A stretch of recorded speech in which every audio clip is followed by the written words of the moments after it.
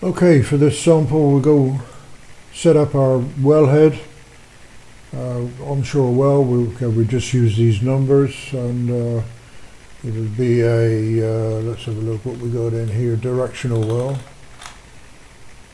Okay, to go to design, now we're going to select our casing, so 7-inch casing, production. Get some 7-inch casing.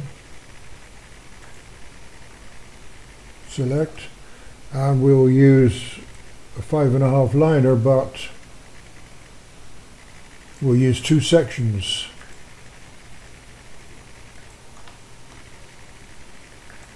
Two sections of 5.5 liner. Select, exit,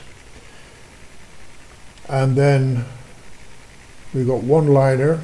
If you had 2 liners, of course this would have to be a smaller figure. The next liner lap would go in the next slot down. So we can close that. We've got no errors. If a box is greater than the ID of the 7-inch production, then you'll get an error show up. So that's how you enter a liner. If you want to use 2 liners,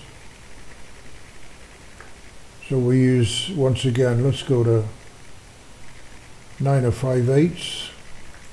Okay, select, and then we'll run a 7-inch liner.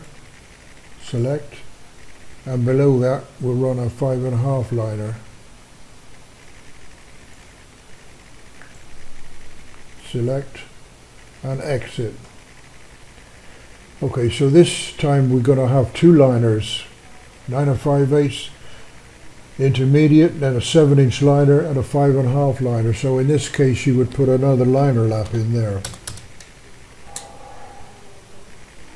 and you've got an error. So take a quick look up here. You see this box will not fit inside the ID of the casing above it, so you've got an error trapper.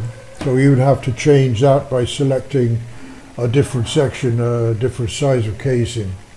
So that's how you run a liner.